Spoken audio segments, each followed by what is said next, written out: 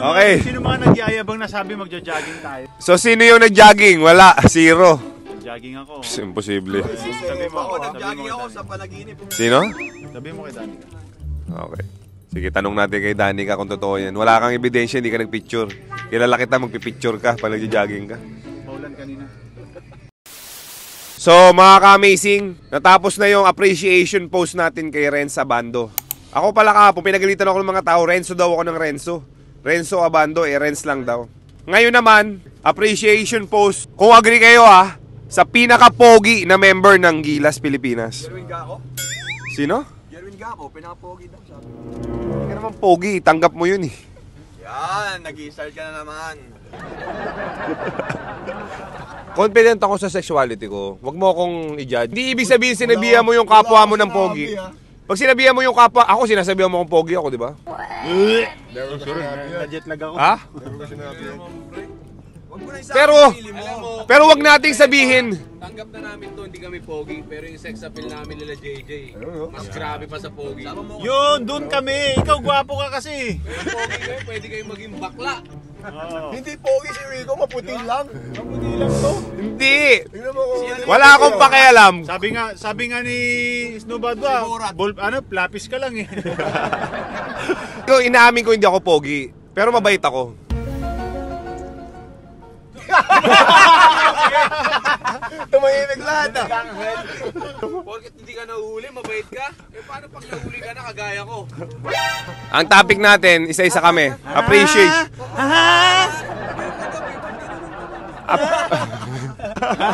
So nalasing po kami kagabi. 2-3 baraho all in. I told you! Nag-poker. Wala lumaban. Sabi ko sa inyo si JJ mananalo eh. Okay, so Dwight Ramos. Sa performance ng Dwight Ramos ng Gilas Pilipinas, according kay Mark Pingris, paano ang performance niya? Bakit ako? Eh, syempre, mapapansin mo kung paano siya maglaro. Anong mare-rate mo sa kanya sa performance niya? Ang gwapo niya. See, hindi lang ako. Hindi. Alam mo, yung katawan niya pang build talaga na kumbaga, pang baragan yung niya, yung katawan niya. Walang kaarte-arte. Pag kahit hindi siya first 5 or ilang minutes lang na ginagamit, talagang binibigyan niya yung best niya. Tsaka kaya niya. Yung sinabi mo, kahit pogi siya, nakikipagbasagan siya ng mukha. Siga ko nga hindi pogi, nakikipagbasagan ng mukha. Yan, bias talaga to no? Nandadamay ka. favorite ka talaga. Paborito mo talaga si Jerwin eh. Kasi inaasar niya rin ako palagi. Hindi ka naman kagwapuan eh. Hindi kami nakalamin. Hindi. Nasama mo ako. Ba't lagi meron na sa Ayaw niya pumayag na hindi kami pogi dalawa. Pang talaga, pang pro yung laro niya. At nakikipagsabayan siya. Kaya niya makipag-compete sa mga NBA player man or sa mga local. Yun. Ako, to be honest first time ko siya nakita naglaro nung World Cup. And tama si Iping, malaking guard, he can play multiple positions. Kaya niya magdala ng bola, may shooting. Matigas din sa dumepensa. Sayang lang, no? Sana nakalaro sa PBA kasi di ko never seen them play, no? Pero pwede sa sa Imus. Pwede rin. Roommate mo yan. Gusto mo, diba? Magseselos ka? Kilala kita? Hindi, ito ang tanong ko sa'yo. Ito ang tanong ko sa'yo, mahalagang tanong. Ayun. Pogi, hindi. Pasa ko dyan, bro. Tayo mo sumagot. Ibig sabihin, ikaw ang hindi confident sa sexuality mo. Hindi mo kaya. Bakit pinagpipilitan mong pogi kasi? Oo, bakit yan ang pinapag-usapan natin? Basketball Yan ang tanong sa'yo, bakit yan pinapag-usapan natin? Kasi ako kasi. Gako na naman. Sige ako na naman, no? Pogi ka na pogi. Kanina pa yan eh. Ba't di mo masagot? In love ka ba kay, in love ka ata bro eh. Pero ba't di mo Alam masagot? mo, Bakit puro ganun gusto mong usapan? Yun ang tanong. Ayun yung nasa comment section eh. Oo, puro mga babae yung nagano, pero ikaw, lalaki ka, pero hindi ako sure eh. Pero pogi hindi. yan na naman. Tayo sagutin po ng JJ. Hindi niya kaya magsabi ng pogis. Ako lang sinasabihan niyang pogi ako. Magka-roommate tayo, sabi niya, Rex, pogi ka pala. Sinabi mo sa akin one time, di ba? Kailangan namin, Ginebra. Lahat naman ng So palagay mo mag-excel sa Ginebra yan? Oo bro. Sigawan yung mga tao. Pwede sa Ginebra yan. Marketable pa, di ba? Nothing against kay Renz Abando Fake news daw yung nirecruit siya ng Golden State. Pero syempre napag-usapan natin. We apologize kung na-fake news kami. Pero may possibility mag-NBA talaga yung bata eh. Eto, sige ako Natix, medyo malapit sa itsura nung Dwight Ramos. Konting ligo lang, mga... Tinanggal ko yung bigote ko, mukha ko na yun. Pogi ba? Hindi. May dating. May dating, Sino oo. mas pogi? Ako, ikaw. Ako, syempre, love your own, sabi nga. Sa basketball skills, kumumpit ka, pero sa itsura, Ay, mo, no? malayo na yun. Ako tinatanong mo bakit ba? Grabe ka na. Bakit di ikaw sumasagot? Ako Sabi tinatanong natin, mo eh. dapat totoo tayo sa PBA Moto Club. Totoo naman ako. Beauty is in the eye of the beholder. Alam mo yung ibig Ibig sabihin nun? sabihin, kahit di talaga pogi si Gax. Sa iba pogi siya. Ako na naman, ang dami-dami natin dito. Nakikita nung sa camera, inaasar ko si Gax. Pero yung hindi nila nakikita yung asar ni Gax sa akin. Wala. Ano'y mo sila? Wala kaming ano. See? Yan tayo eh. Wala. Kaisahan nyo ako eh. May naalala kaming inano ni Gako, na ano, kay Rico. Ako wala rin eh. Diba? Ayan. Oh, ito. Ang dami na yan. Pinagkakaisa lang. Wait. Tanungin mo anak niya kung meron. Oh, ito pambubuli daw. Oh, ibigay mo sa kanya. Oh. Binubuli ko ba yung tatay mo? Hindi. Paano ka mamaya? Siyempre sa akin si Dwight Ramos talagang sa lahat ng game niya na napanood ko sobrang consistent niya. Offense, defense, talagang kahit mag-switch siya sa big man or small guy, talagang maaasahan talaga siya sa gilas. Ayun yung nakita ko sa kanya. May dribble, may 3 points, may defense, talagang kompleto eh. Saka yung height niya talaga, anong height niya? 6'4", 6'5", tapos naglalaro siya ng wing. May laing pinita, Ramos eh. Hindi mo mapagkakaila. Pinoy pa talaga yan. Baka mamaya, Ayan, may simak, kilala ko mga Japek sa PBA. Sino mga Japek sa PBA? Ayoko na magsalita pero alam nila yon kung sino yung mga hindi totoong Pilipino sa PBA. Ayoko sagutin ng ganyan eh. Galing. Nakita ko siya one time maglaro. Siya ata yung second best leading scorer natin dun sa FIBA. May dapat pa siyang improve o kompleto na? Kompleto na. Gusto natin siya makita maglaro sa sa PBA. Anong sa palagay mo para mahugot natin siya sa PBA? Anong dapat gawin ng PBA? Pantayan yung yung kinikita niya dun sa kung saan siya naglalaro. Wala naman yun eh. Oo nga no, kaya naman yun eh. Sabi ni Mac, mas pogi tayo kasi katawan nga natin to at saka si Gakko, di ba? Confident dapat tayo. Confident tayo. Hindi. Oo. Nainis ako na sinabihan ka ng lapis. Ay, nainis ka doon? Oo. Pogi yung nagsabi nun. Sino man nagsabi nung ako ay lapis? Pudpud daw ako na lapis. Hindi naman masama magsabi sa kapwa mo na i-respect natin yung kapwa natin. Na-capture niya yon ng masama, bahala na siya sa buhay niya, no? Si Dwight Ramos, mga ka-amazing. Siya ang pinaka-consistent talaga sa Gilas games natin. Matapang din eh, no? Nakita mo yung niya, no? Matapang siyang drive. Kompleto, no? So, hopefully, kay Dwight Ramos, sana makapunta ka sa PBA kasi ikaw yung ikaw yung pwedeng maging face din ng PBA. Paano pag sinabi kong pogi di si Macmac? Marami nagsasabi sa comment section pogi si Macmac. Hindi sila maniniwalang pogi ako dahil yung hindi naman talaga. Malakas na ang sex Aminado appeal ako, namin. Hindi ako pogi, hindi ako gwapo. Siguro yung sex appeal ko lang dahil player ako. Yan, aminado Wow, ako. ano ba? Nakakuha ako ng babae dahil sa basketball. Ano? Nakakuha ako ng babae dahil sa talent ko. Oh, nice. Dwight Ramos. Di ba, Atenista yun? Oo nga pala, naglaro Ateneo dati yun. Ganda. Sobrang maganda yung pinakita niya, syempre. Ang gusto ko sa kanya, magaling na na two-way player, offense, defense, magaling dumipensa. Pag nakashoot, walang kaarte-arte, takbo ka agad sa defense. Magaling, sobra. Sayang lang, wala sa Pilipinas ngayon, hindi naglalaro sa PBA. Pero hopefully makita din natin siya dito. Saan ba siya ngayon? Japan. Siyempre, mas mataas yung bayad sa kanya sa Japan. Yun lang naman yun eh. No-brainer yun.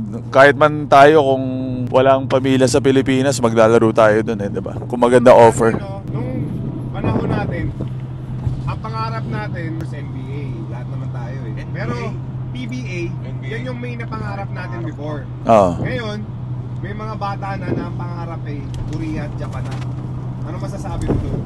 Hindi lang, kasi may mga bata ako nakakausap, US din gusto nila maglaro eh. So, nasa high school pa lang, ang target nila makapaglaro sa college sa US. So, ano ibig sabihin nun? Gusto nilang makapag-NBA. If hindi NBA, makapaglaro sa ibang outside the Philippines. So, dapat ayusin ng PBA talaga kung anong magiging direction nila in the next 5-10 years, di ba? Yun naman yung totoo eh. And adjust yung salary cap. Marami pa rin gusto mag-PBA, syempre. Para sa fans naman talaga ang PBA eh. So, I'm sure marami nakita sila doon sa event. pag manood ka ng live, ang daming ideas na makukuha nila doon. So yun lang yung sa akin. Thank you, Mr. Intal. Ayos lang. Good offense. Wala siyang pakipag-miss. Diretsong defense. Dwight Ramos, we appreciate you. Thank you for serving for our country. Kuya, nanood ka ba ng game? Ano masasabi mo sa performance ni Dwight Ramos? All around. All around siya? Maraming sponsor, yung mga uniform, sapatos. Nakaano ka? Nakakaliwa ka agad. College ka, may nag-aabot pa ng libreng sapatos sa'yo. Oo, meron naman. Sa akin din meron. Eh, siya ka, Nike ka eh. Binibigyan ka talaga. Sapatos. Oo. Galing sa babae at lalaki. Tumanggap ka. Oo naman. Ako rin. Hindi mo masama yun eh. Nung araw, wala tayo, hindi mo matatanggapin. Nakakatawa yung Jay, kinuwento mo sa akin, Gagi. Hindi mo makalimutan, pagbukas mo ng pinto, what the? BBA na kayo na. Hindi pa naman ako na-experience ng ganun. na, official? Ako na-experience ng ganun ha. Pagbukas ko ng pinto, nakita ko yung teammates ko. Hindi pa ako na-experience ng ganun. Ako din. Oh, nakita mo na nakaano. Basta. So, use your imagination na lang, makaka-amazing. Oh, magano na kayo, YouTube nyo. Okay na yan. Ipapap mo naman, sabihin mo kay Lin.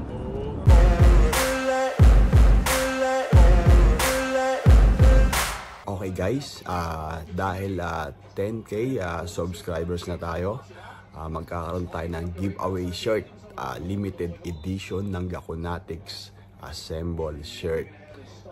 Pin nyo lang po sa baba sa comment section, makikita nyo po doon. And meron na rin po tayong Facebook page, ang Gakunatics Assemble. Please like po and share na rin para po naman dumami aking followers sa Facebook. And maraming salamat po sa suporta nyo. Sana patuloy nyo po ako suportahan. Please don't forget to like, comment, share at mag-subscribe na po rin kayo sa channel ko. Thank you po sa lahat ng mga suporta po sa akin. Gakunatics Assemble. Yan. Mark Cardona official. PJ June Simon, official. PJ Simon official YouTube channel. And of course, huwag natin kalimutan, Kabsat po mga ka-amazing. Bali, nandito po kami sa New Zealand. Abangan nyo po yung basketball game namin dito sa YouTube. Crucial po. Magandang laban. Dumikit ang mga Tauranga All-Star. So kung wala po yung PJ Simon saka yung Mac Cardona, malamang natalo po kami. So nanalo po tayo pero dikit po yung laban, magandang laban talaga panood. So far po, Jay, may talo tayo, wala pa? Wala tayong mabubuong team na tatalo sa atin, bro. Feeling ko lang. Hindi, natalo tayo ni Doggy. Ha? Doggy, kala mo natalo kami nun, pinagbigyan ka namin. yun yung masakit na panalo eh. Kaya may part 2 yan. Hindi tayo papayag. Tinanggap niya naman na yung part 2 eh. Hanap lang tayo ng time, okay? So, ita mo sa pick and roll sa akin. Kaya kay Kong TV, accept mo na yung challenge namin. Tapos hinihintay po natin yung Kong TV challenge natin. So naglabas na po kami ng official na challenge for a charity game versus Kong TV and Star Magic basketball team. So hopefully po i-accept nila yung challenge kasi ito pong club namin, this is what we do. Naghahanap kami ng mga kalaban namin para makatulong sa kapwa. So yung mga magsasabi po na kaya lang namin ihahamulin dahil gusto namin ng YouTube channel na subscribers nila, totoo naman. Wala naman kami kinakaila kasi yung YouTube naman po namin, yung income ng YouTube, dinodonate din namin sa nangangailangan like yung mga cancer patients ng National Children's Hospital. Huwag nyo kaming i-judge dahil sabi ni Lord, stay amazing. It's better to give than to receive. Tama? Tama? Naniniwala ka sa kasabihan na yun? Tama. Pautangin mo ako. Ha? Pautangin mo ako. Okay, so stay amazing mga ka-amazing and God bless sa inyo. We are on our way to Rotorua. 49 kilometers pa. Dinadala rin namin kayo kung saan kami pumupunta. Samahan nyo kami doon. Hey guys, tanongin natin ang 2.0 Pinoy Sakuragi, Vic Pingris. Kung anong masasabi niya sa performance ni Dwight Ramos. Ano masasabi mo sa performance ni Dwight Ramos? Dwight Ramos? Yes. Solid. Yung abangan nyo, after mga ilang years, Gilas, si Vic Pingris. Diba? Future PBA player, future Gilas. At isa lang daw masasabi niya, mas magaling daw siya sa tatay niya sa shooting. Mick, pogi daw ba o hindi? Si Dwight Ramos. Wala. Lalaki talaga to, ayaw magsabi. Hindi katulad mo. Kapag ka hindi nyo kaya sagutin yun, may something sa inyo. Ha? Hindi rin. Binabaliktad mo kami. Kung ganun iisip mo, may something sa'yo. Tignan mo yung cup mo, suot ko yun. Pang babae yan. Pag confident ka dapat sa sexuality nyo. Confident nga eh, confident. Kahit diba? kaya nyo sabihin na pogi ang kapwa nyo lalaki, confident kayo. Basta walang tasa. Bigo. Ah. Pang babae ba yan? Oo, kay Jack to eh. Sabi na namin. Pang painter oh. Eh, JC Boy, bagay sa'yo to. Kaya nga sinisigaw ng coaching eh. Kaya sinisigaw ng coaching. Bakla! We are on our way to Rotorua. 49 kilometers pa. Dinadala rin namin kayo kung saan kami pumupunta. Samahan nyo kami doon. Stay amazing mga kamising and God bless sa inyo.